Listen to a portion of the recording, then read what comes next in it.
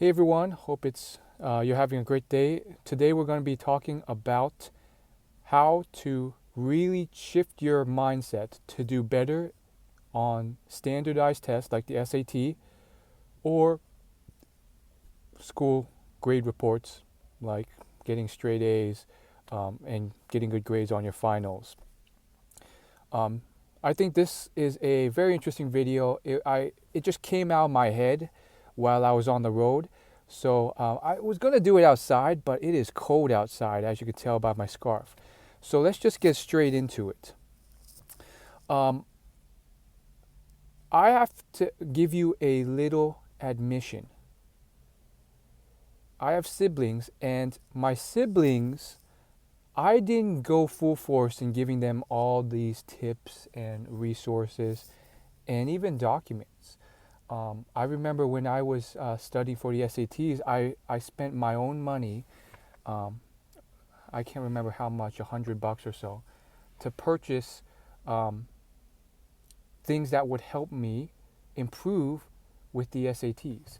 And I realized I never passed these on, and it's not because I didn't love my siblings and want to help them, but I believed at the time that this has to be something that you want to improve in yourself, that you wanted to be passionate about and you were excited to improve on.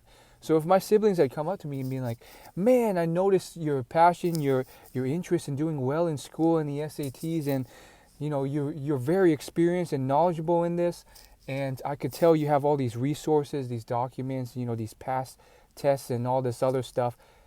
Can you give me access to that? I really want your help." And they were enthusiastic when I gave them tips, and they were into it. That wasn't the case, for whatever reason, they didn't really have that much interest. If anything, it was usually my parents prodding them on rare occasion, like, "Hey, ask your brother for advice." And usually, I would sense a little bit of a lack of enthusiasm when it came about. So the point of this, mini story is to tell you that you have to cultivate that passion, that interest.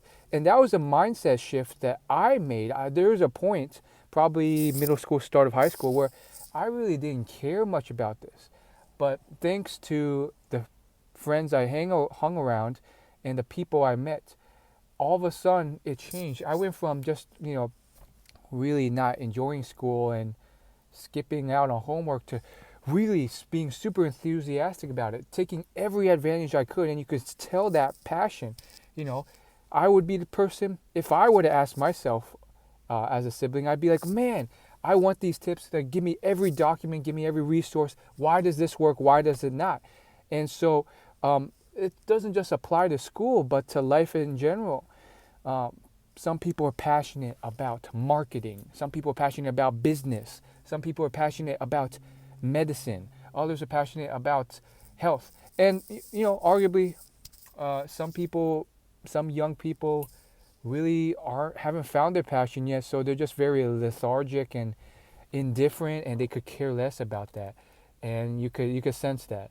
So, long story short, you can't really force that down people's throats, because if I were to have, I believe at least, if I were to have been like, "Hey, you need to look at these, I paid this much for this document, and you should read this, and you should take this information, and you have to do it this way, and you have to take real SAT tests that were actually administered, because those fake practice tests that Barron's and other companies make, they're not as accurate, and they're not as good as helping you learn. I learned that the hard way." And I tried to force that down their throats.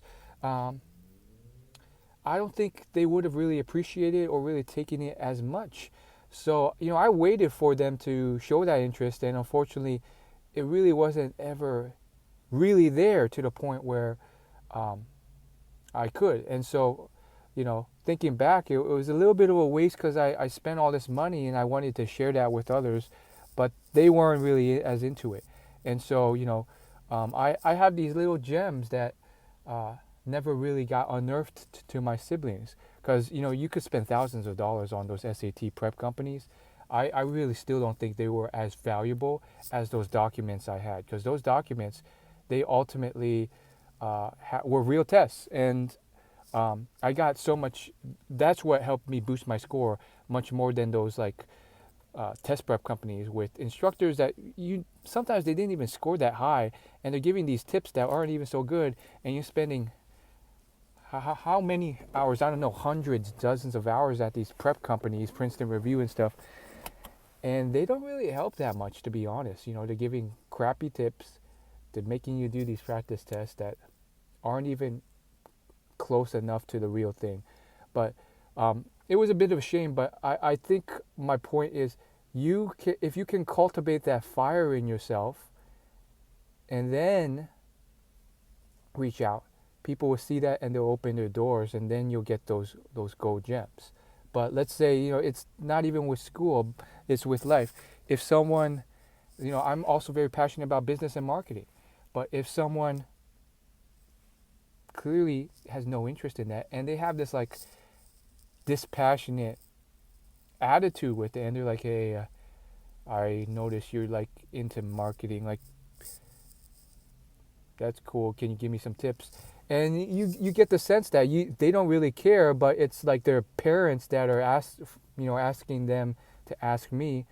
There's only so much I can do, because I know that without the passion, you can't go that far. You're not going to be enthusiastic to put in the work to really learn, maybe to a degree. And so, long story short, I think this video came out from that little bit of a, feeling of shame, like not shame, but like feeling of loss. Like, man, I spent that money on those SAT documents and stuff, and it kind of sucks that I wasn't able to transfer that on. But if you can cultivate that passion, you can get ahead. And, you know, that's how it is. You can't force someone through a door. You have to leave the door open, and if they come through, then you can get to work. So that's my thoughts. Let me know your opinions. Am I right? Am I wrong? Do you think I could force things down people's throats? Do you know people who do try and do that? Does it work? Does it not? How's your mindset right now, and can you shift it?